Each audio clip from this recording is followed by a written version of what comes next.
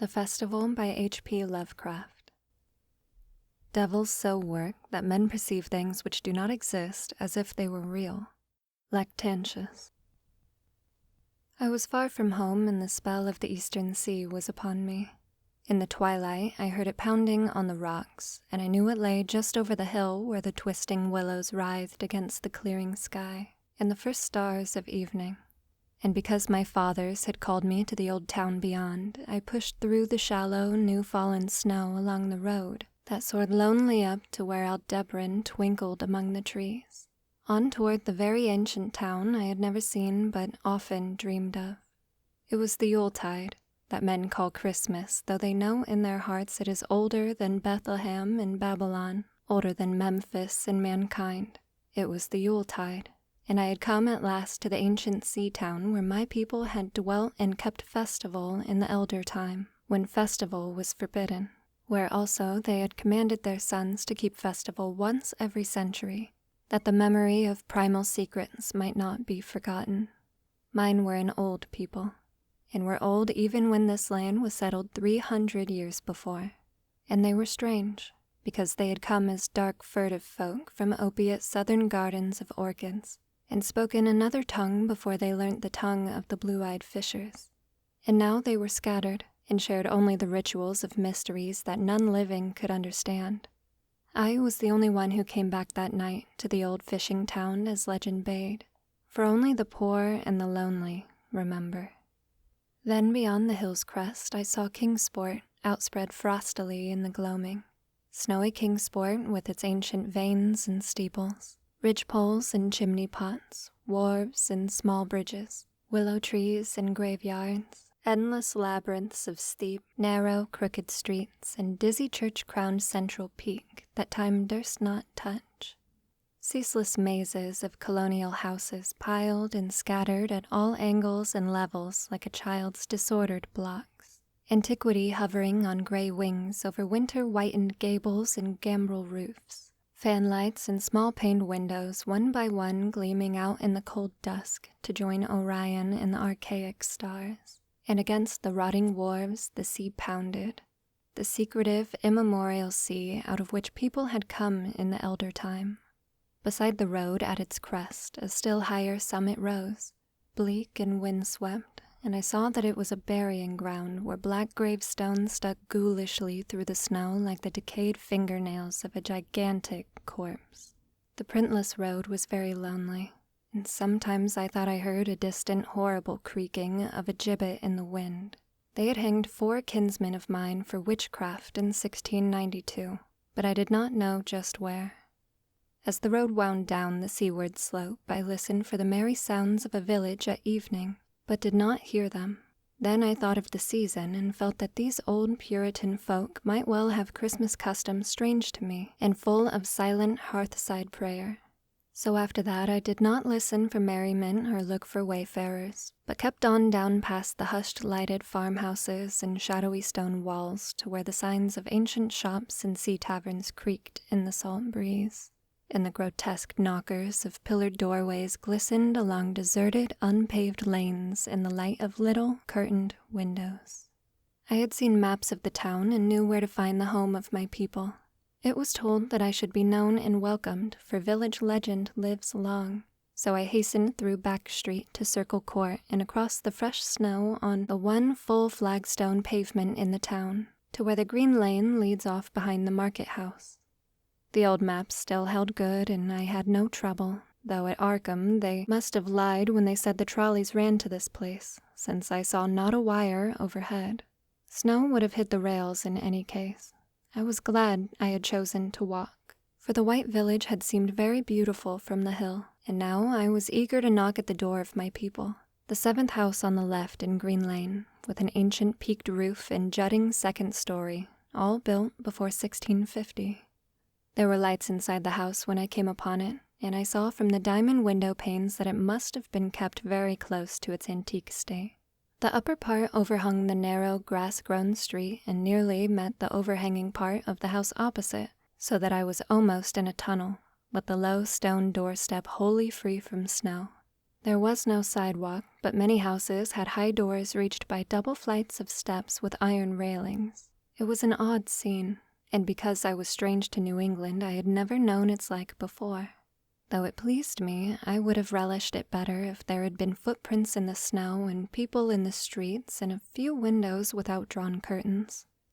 When I sounded the archaic iron knocker, I was half afraid. Some fear had been gathering in me, perhaps because of the strangeness of my heritage and the bleakness of the evening, and the queerness of the silence in that aged town of curious customs.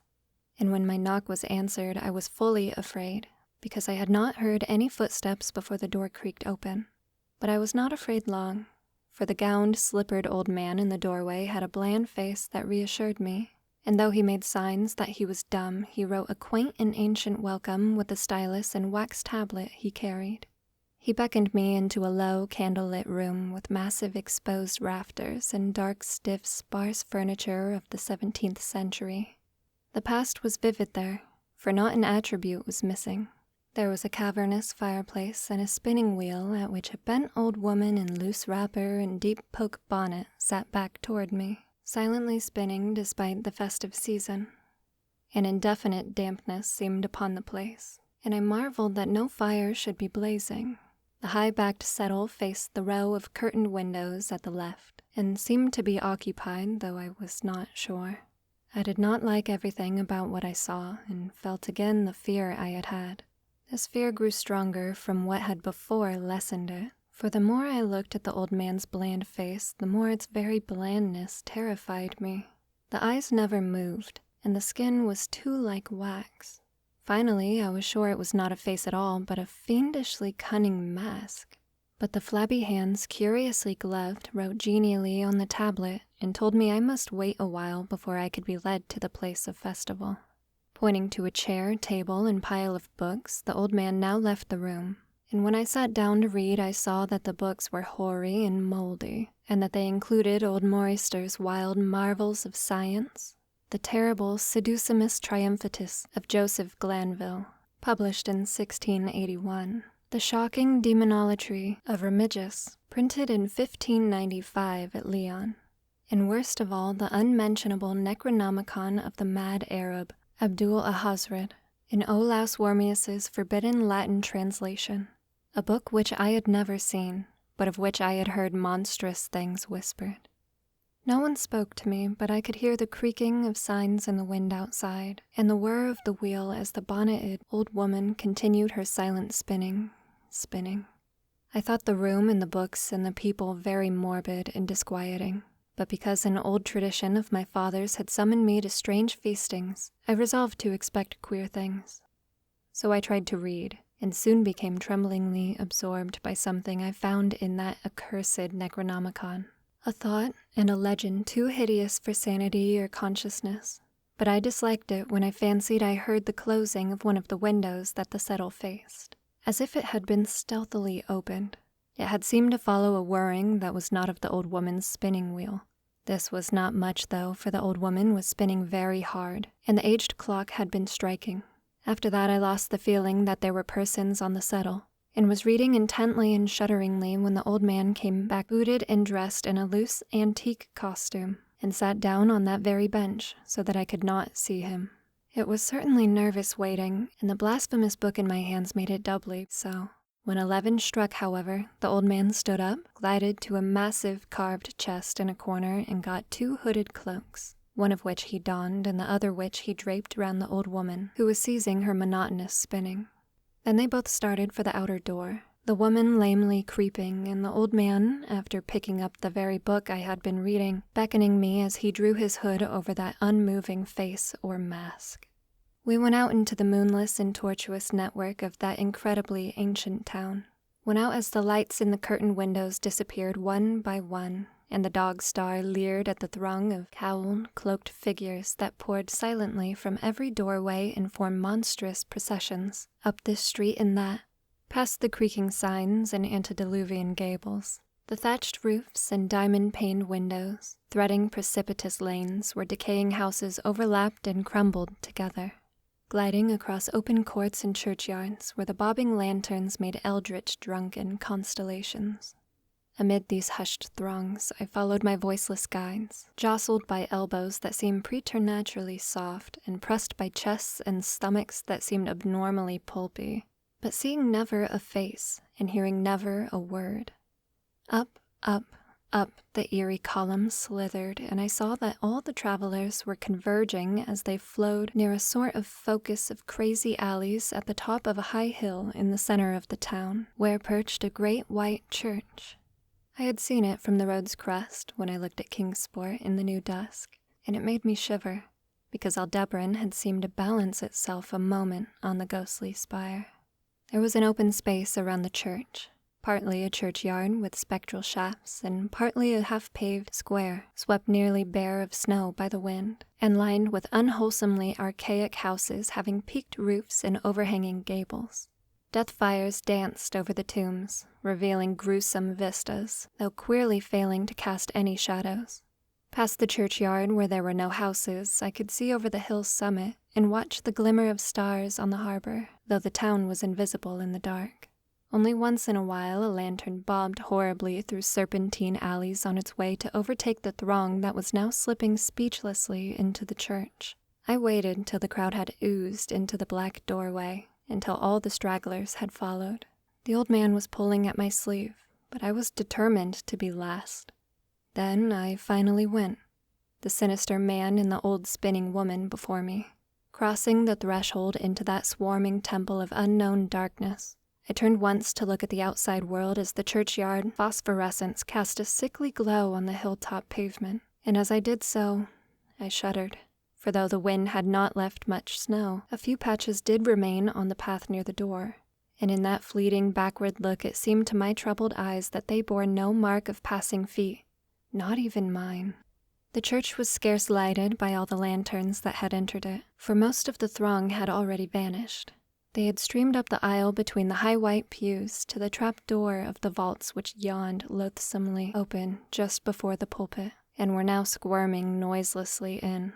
I followed dumbly down the foot-worn steps and into the dank, suffocating crypt. The tale of that sinuous line of night marchers seemed very horrible, and as I saw them wriggling into a venerable tomb, they seemed more horrible still. Then I noticed that the tomb's floor had an aperture down which the throng was sliding, and in a moment we were all descending an ominous staircase of rough-hewn stone, a narrow, spiral staircase damp and peculiarly odorous that wound endlessly down into the bowels of the hill past monotonous walls of dripping stone blocks and crumbling mortar. It was a silent, shocking descent, and I observed after a horrible interval that the walls and steps were changing in nature, as if chiseled out of the solid rock. What mainly troubled me was that the myriad footfalls made no sound and set up no echoes. After more eons of descent, I saw some side passages or burrows leading from unknown recesses of blackness to this shift of nighted mystery. Soon they became excessively numerous, like impious catacombs of nameless menace, and their pungent odor of decay grew quite unbearable. I knew we must have passed down through the mountain and beneath the earth of Kingsport itself, and I shivered that a town should be so aged and maggoty with subterraneous evil. Then I saw the lurid shimmering of pale light and heard the insidious lapping of sunless waters. Again I shivered, for I did not like the things that the night had brought, and wished bitterly that no forefather had summoned me into this primal rite.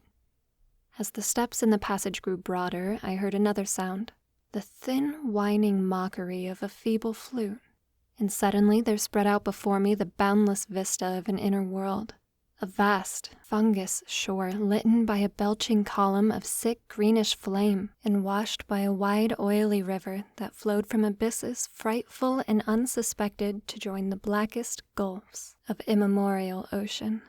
Fainting and gasping, I looked at that unhallowed Erebus of tightened toadstools, leprous fire, and slimy water, and saw the cloaked throngs forming a semicircle around the blazing pillar.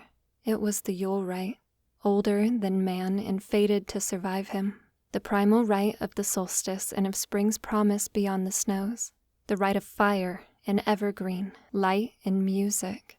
And in the Stygian grotto I saw them do the rite, and adore the sick pillar of flame, and throw into the water handfuls gouged out of the vicious vegetation which glittered green in the chlorotic glare. I saw this, and I saw something amorphously squatted far away from the light, piping noisomely on a flute, and as the thing piped I thought I heard noxious, muffled flutterings in the fetid darkness where I could not see. But what frightened me most was that flaming column, spouting volcanically from depths profound and inconceivable, casting no shadows as healthy flames should, and coating the nitrous stone above with a nasty, venomous verdigris. For in all that seething combustion no warmth lay, but only the clamminess of death and corruption. The man who had brought me now squirmed to a point directly beside the hideous flame, and made stiff ceremonial motions to the semicircle he faced. At certain stages of the ritual they did groveling obeisance, especially when he held above his head that abhorrent Necronomicon he had taken with him. And I shared all the obeisances because I had been summoned to this festival by the writings of my forefathers. Then the old man made a signal to the half-seen flute player in the darkness, which player thereupon changed its feeble drone to a scarce, louder drone in another key, precipitating as it did so a horror unthinkable and unexpected. At this horror I sank nearly to the lichened earth, transfixed with a dread not of this nor any world, but only of the mad spaces between the stars. Out of the unimaginable blackness beyond the gangrenous glare of that cold flame, out of the Tartarian leagues through which that oily river rolled, uncanny, unheard, and unsuspected, there flopped rhythmically a horde of tame, trained, hybrid-winged things that no sound eye could ever wholly grasp, or sound brain ever wholly remember. They were not altogether crows, nor moles, nor buzzards, nor ants, nor vampire bats, nor decomposed human beings, but something I cannot and must not recall. They flopped limply along, half with their webbed feet and half with their membranous wings, and as they reached the throng of celebrants, the cowled figures seized and mounted them, and rode off one by one along the reaches of that unlighted river, into pits and galleries of panic where poisoned springs feed frightful and undiscoverable cataracts. The old spinning woman had gone with the throng, and the old man remained only because I had refused when he motioned me to seize an animal and ride like the rest. I saw when I staggered to my feet that the amorphous flute player had rolled out of sight, but that two of the beasts were patiently standing by. As I hung back, the old man produced his stylus and tablet and wrote that he was the true deputy of my fathers who had founded the Yule worship in this ancient place, that it had been decreed I should come back and that the most secret mysteries were yet to be performed. He wrote this in a very ancient hand, and when I still hesitated, he pulled from his loose robe a seal ring and a watch, both with my family arms, to prove that he was what he said. But it was a hideous proof, because I knew from old papers that that watch had been buried with my great-great-great-great-grandfather in 1698. Presently the old man drew back his hood and pointed to the family resemblance in his face, but I only shuddered, because I was sure that the face was merely a devilish waxen mask. The flopping animals were now scratching restlessly at the lichens, and I saw that the old man was nearly as restless himself. When one of the things began to waddle and edge away, he turned quickly to stop it, so that the suddenness of his motion dislodged the waxen mask from what should have been his head. And then, because that nightmare's position barred me from the stone staircase down which we had come, I flung myself into the oily underground river that bubbled somewhere to the caves of the sea. Flung myself into that putrescent juice of earth's inner horrors before the madness of my screams could bring down upon me all the charnel legions these pest gulfs might conceal. At the hospital, they told me I had been found half frozen in Kingsport Harbor at dawn, clinging to the drifting spar that accident sent to save me. They told me I had taken the wrong fork of the hill road the night before and fallen over the cliffs at Orange Point, a thing they deduced from prints found in the snow. There was nothing I could say, because everything was wrong. Everything was wrong with the broad window showing a sea of roofs in which only about 1 in 5 was ancient, and the sound of trolleys and motors in the streets below. They insisted that this was Kingsport, and I could not deny it. When I went delirious at hearing that the hospital stood near the old churchyard on Central Hill, they sent me to St. Mary's Hospital in Arkham, where I could have better care. I liked it there, for the doctors were broad-minded and even lent me their influence in obtaining the carefully sheltered copy of Alhazred's objectionable Necronomicon from the library of Miskatonic University. They said something about a psychosis and agreed I had better get any harassing obsessions off my mind. So I read again that hideous chapter, and shuddered doubly because it was indeed not new to me. I had seen it before. Let footprints tell what they might, and where it was I had seen it were best forgotten. There was no one, in waking hours, who could remind me of it, but my dreams are filled with terror because of phrases I dare not quote. I dare quote only one paragraph, put into such English as I can make from the awkward low Latin. "The nethermost caverns," wrote the mad Arab, "are not for the fathoming of eyes that see, for the marvels are strange and terrific. Curse the ground where dead thoughts live, new and oddly bodied, and evil the mind that is held by no head. Wisely did 𝑨𝒖𝒅𝒊𝒐𝒃𝒐𝒌 say, that happy is the tomb where no wizard hath lain, and happy the town at night whose wizards are all ashes. For it is of old rumor that the soul of the devil-bought hastes not from his charnel clay, but fats and instructs the very worm that gnaws, till out of corruption horrid life springs, and the dull scavengers of earth wax crafty to vex it and swell monstrous to plague it. Great holes secretly are digged where earth's pores ought to suffice, and things have learnt to walk that ought to crawl."